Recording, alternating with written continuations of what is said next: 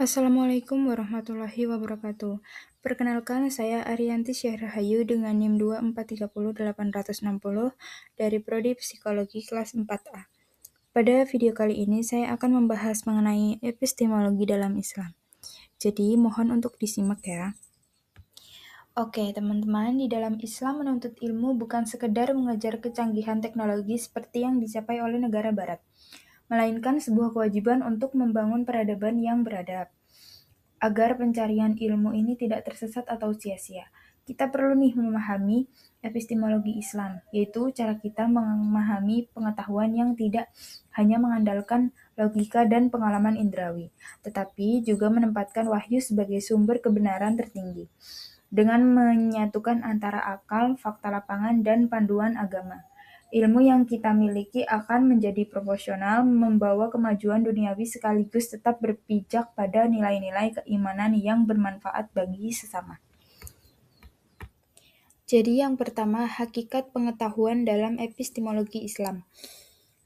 Dalam pandangan Islam maupun Barat, ilmu adalah kunci utama kemajuan. Namun, keduanya memiliki landasan yang berbeda. Jika Barat lebih mengandalkan logika dan pembuktian fisik, Islam memandang ilmu sebagai titipan Allah yang mencakup segala hal, mulai dari fenomena alam hingga nilai-nilai moral spiritual. Kita diajak untuk tidak hanya terpaku pada apa yang terlihat oleh mata atau masuk akal saja, tetapi juga menyadari adanya batasan manusia yang hanya bisa dijawab melalui wahyu. Dengan demikian, menuntut ilmu dalam Islam bukan sekedar mengejar kepintaran duniawi, melainkan bentuk ikhtiar untuk memahami kebenaran yang lebih luas, di mana akal sehat dan iman berjalan beriring untuk menemukan makna hidup yang sesungguhnya. Ketika keselarasan antara rasio dan institusi spiritual ini tercapai, ilmu pengetahuan tidak lagi menjadi entitas yang kering dari nilai kemanusiaan.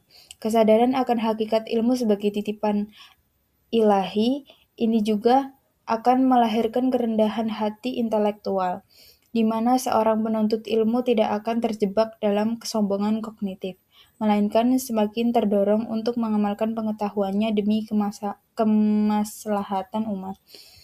Pada akhirnya, epistemologi Islam mengarahkan kita bahwa puncak dari pencarian ilmu bukan sekedar kepuasan akal dalam memahami realitas fisik, melainkan sebuah transformasi kesadaran yang mendekatkan diri pada Sang Maha Mengetahui, serta menjadi rahmat bagi seluruh alam semesta. Oke, selanjutnya proses penolehan manusia dalam mengetahui objek-objek ilmu. Ilmu dalam Islam diartikan sebagai pengetahuan yang teruji dan terbukti kebenarannya, bukan sekedar opini kosong. Sebelum melangkah lebih jauh, kita harus paham bahwa objek yang dipelajari ontologi tidak terbatas pada hal-hal fisik yang terlihat saja seperti dalam tradisi Barat. Para filsuf Muslim seperti Al-Farabi menjelaskan adanya tingkatan wujud yang lebih luas, mulai dari alam materi di bumi hingga alam metafisik yang mencakup malaikat dan Tuhan sebagai puncak tertinggi. Jadi, ilmu dalam perspektif Islam itu jauh lebih lengkap karena menyatukan realitas dunia nyata dimensi spiritual dalam satu kesatuan yang utuh. Nah, oleh karena itu, proses manusia dalam memperoleh pengetahuan ini tidak bisa hanya mengandalkan metode observasi empiris semata.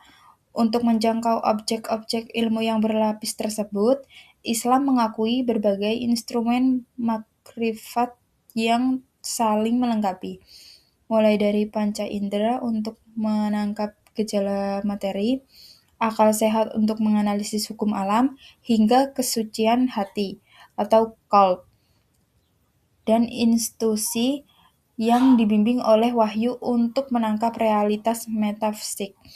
Melalui integrasi seluruh potensi kemanusiaan inilah kebenaran hakiki dari setiap tingkatan wujud dapat tersingkap secara objektif, sehingga manusia tidak terjebak dalam ilusi sekularisme yang mendegradasi hakikat ciptaan Tuhan.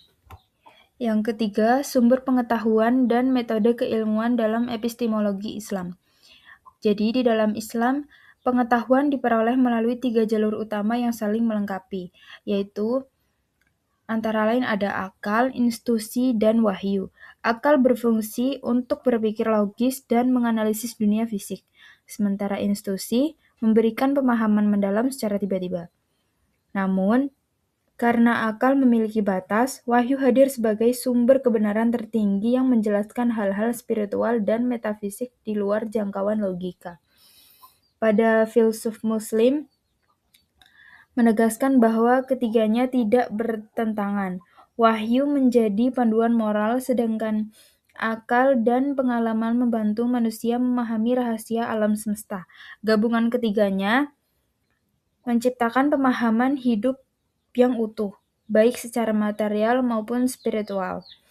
Sinergi ketiga sumber ini kemudian dirumuskan oleh para pemikir Islam ke dalam 3 metodologi keilmuan yang spesifik dan aplikatif, yaitu metode Bayani, Burhani, dan Irfani. Selanjutnya kita akan membahas tentang metode keilmuan. Metode keilmuan sendiri ada 3, yaitu Bayani, Burhani, dan Irfani. Jadi, Bayani dalam bahasa Arab artinya penjelasan. Epistemologi Bayani merupakan model metodologi berpikir berbasis teks yang juga menggunakan keterampilan penalaran untuk memahami rujukan utama yaitu teks nas, dan menemukan kebenaran darinya. Upaya tersebut disebut qiyas atau kesamaan, dan istinbat atau pengambilan keputusan. Dalam pemikiran Islam, metode Bayani adalah takwil atau penafsiran yang digunakan mufasir untuk mendapatkan pengetahuan dari Al-Quran dan hadis. Yang kedua ada metode Burhani. Epistemologi Burhani dalam bahasa Arab berarti mensucikan atau menjernihkan. Al-Burhan menurut ulama usul digunakan untuk membedakan kebenaran dari kebatilan dengan memberikan penjelasan. Burhani menyadarkan diri kepada kekuatan rasio akal yang dilakukan lewat dalil-dalil logika. Filosofi Burhani, sedangkan agama mengungkapkannya melalui lambang-lambang imaginer. Selain itu, replikasi pemahaman filosofis dengan akal proses Burhani yang hanya memungkinkan mereka untuk berhubungan langsung dengan akal aktif. Dalam epistemologi Burhani, pengetahuan diperoleh melalui pengamatan, analisis, penalaran, dan teliti. Pendekatan ini menolak keyakinan buta dan otoritas tanpa dasar yang kuat.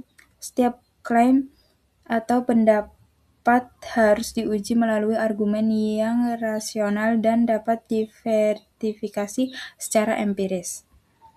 Yang ketiga ada metode Irfani. Pengetahuan Irfani tidak didasarkan atas teks seperti Bayani, tetapi pada kasyif tersingkapnya rahasia-rahasia realitas oleh Tuhan. Karena itu, pengetahuan Irfani tidak diperoleh berdasarkan analisa teks tetapi dengan ruhani, di mana dengan kesucian hati diharapkan Tuhan akan melimpahkan pengetahuan langsung kepadanya, masuk dalam pikiran, dikonsep, kemudian dikemukakan kepada orang lain secara logis. Dengan demikian, pengetahuan Irfani setidaknya diperoleh melalui 3 tahapan, yaitu persiapan, penerimaan, dan pengungkapan. Tahapan pertama persiapan untuk bisa menerima limpahan pengetahuan. Seorang harus menempuh jenjang-jenjang kehidupan spiritual, setidaknya dengan 7 tahapan yang harus dijalani mulai dari bawah menuju puncak. Dalam perspektif Islam, hakikat ilmu pengetahuan tidak hanya bertumpu pada rasio manusia, tetapi juga pada wahyu sebagai sumber kebenaran mutlak yang tak terbantahkan. Di era modern, kemajuan ilmu pengetahuan seringkali menekankan rasionalitas dan metode empiris sebagai satu-satunya jalan memperoleh pengetahuan. Namun, epistemologi Islam menegaskan bahwa akal manusia memiliki keterbatasan dalam memahami realitas secara utuh dan menyeluruh.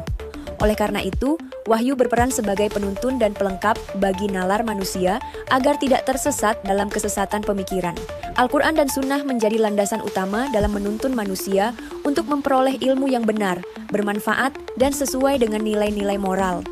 Dalam tradisi Islam, para ilmuwan klasik seperti Al-Ghazali dan Ibn Sina menekankan pentingnya keseimbangan antara rasio dan wahyu. Mereka percaya bahwa akal harus digunakan secara optimal dan kritis, namun tetap berada dalam koridor petunjuk ilahi yang menjaga kebenaran dan keadilan. Di era modern, pemikiran ini sangat relevan untuk menghadirkan ilmu pengetahuan yang tidak sekadar maju secara teknis dan material, tetapi juga bermakna secara spiritual dan etis. Inilah wujud epistemologi Islam yang harmonis antara rasio dan wahyu, yang mampu menjawab tantangan zaman tanpa mengabaikan nilai-nilai keimanan. Memahami dasar hukum, ilmu, dan pengetahuan sangatlah. Sekian akhiran tugas video dari saya. Semoga dapat bermanfaat untuk teman-teman semua. Apabila ada kesalahan kata atau lain-lain, saya mohon maaf. Wassalamualaikum warahmatullahi wabarakatuh.